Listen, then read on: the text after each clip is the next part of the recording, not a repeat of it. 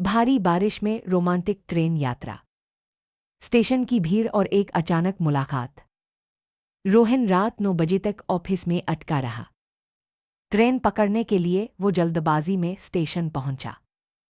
Platform 4 पर पहुंचते ही उसकी नज़र एक परिचित चेहरे पर अटक गई। वो अनवी भाभी थीं।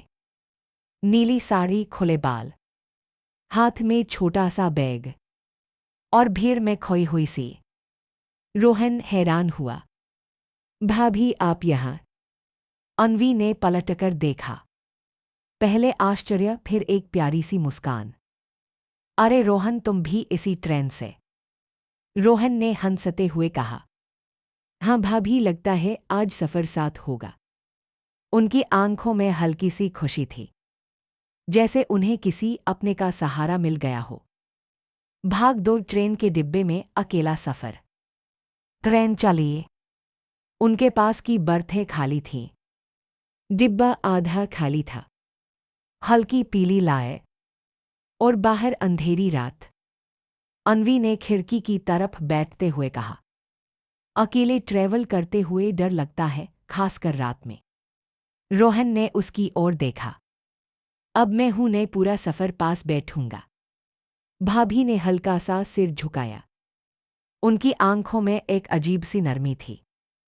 ट्रेन की लाइट में उनकी साड़ी की हल्की चमक और कंधे पर गिरते भीगे बाल रोहन का दिल तेज करने लगे। भाभी ने पर्स से पानी निकालते हुए पूछा, तुम कुछ खाओगे? बस आपको देख प्यास कम हो गई। भाभी हंस पड़ी, एक हल्की शर्मीली हंसी जिसमें मिठास थी। भाग 3 सीट साझा करते हुए पहली नज़दीकियां।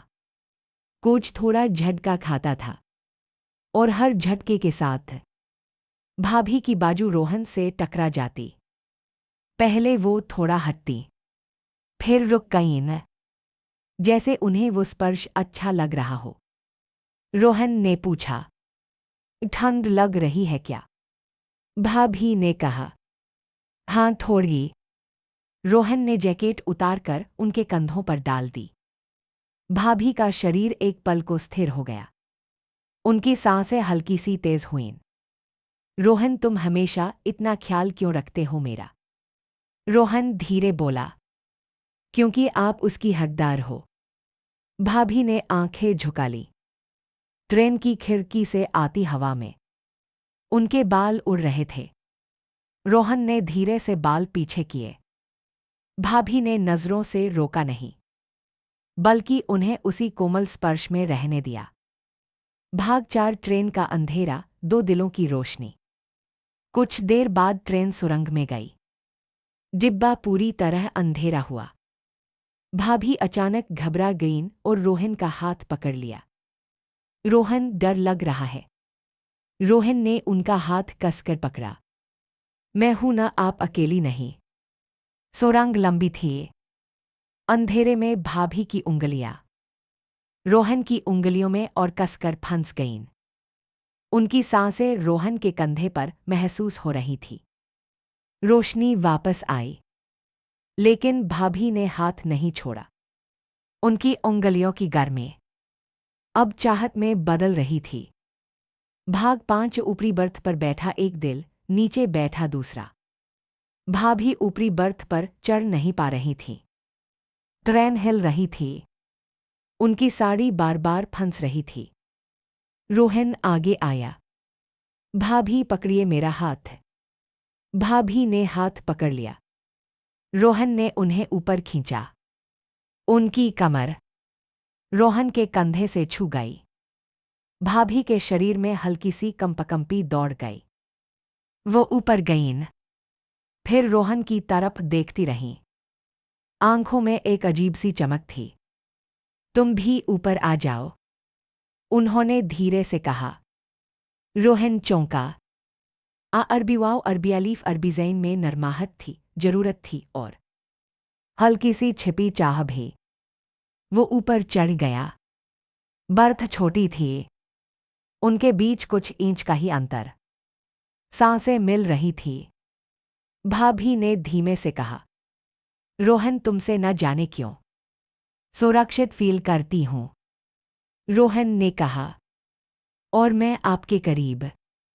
भाभी की आंखें चमक उठीं। भाग छे हल्का झटका और गहरा आलिंगन। ट्रेन अचानक तेज झटके से रुकी। भाभी सीधे रोहन के ऊपर गिर गईं। उनके बाल रोहन के चेहरे पर, उनकी हथेलियां रोहन की छाती पर। भाभी ने आंखें खोलकर उसे देखा। बहुत पास से, इतना पास कि रोहन को उनकी सांसें अपने होंठों पर महसूस हो रही थी। भाभी फुसफुसाईं, अगर मैं ऐसे ही रुक जाऊं तो। रोहन ने धीरे से उनका चेहरा पकड़ा। तो पूरी रातें आपके साथ जागूंगा। भाभी ने आंखें बंद कर ली। उनके माथे पर रोहन का हल्का चुंबन, धीमा, गर्म, गहरा। भाभी की उंगलियां रोहन की गर्दन पर टिक गईं। बर्थ छोटी थी, लेकिन उस छोटी जगह में दो दिलों की दूरी पूरी तरह मिट चुकी थी। भाग 7 सुबह की रोशनी और एक नया रिश्ता। सुबह 5 बजे ट्रेन प्लेटफॉर्म पर पहुंची। भाभी अभी भी रोहन के कंधे पर सिर रखे थीं। सुबह की हल्की धूप में उनके चेहरे का सुकून कुछ और ही था। रोहन ने धीरे से उन्हें जगाया। स्टेशन आ गया भाभी, अन्वी मुस्कुराकर बोली। इतनी आराम से बहुत समय बाद सोई हूं, रोहन ने कहा।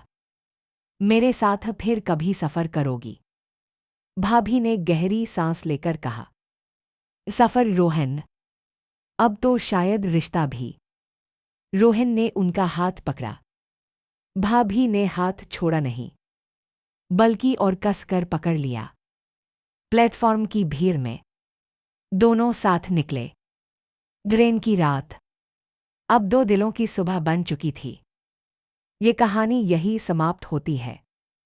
आप सभी प्रिय दोस्तों से निवेदन है कि आप सभी प्यारे दोस्त ऐसे ही और ढेर सारी मज़ेदार कहानियां सुनने के लिए हमारे इस YouTube चैनल हिंदी कहानियां को सब्सक्राइब करना न भूलें और बेल आइकन को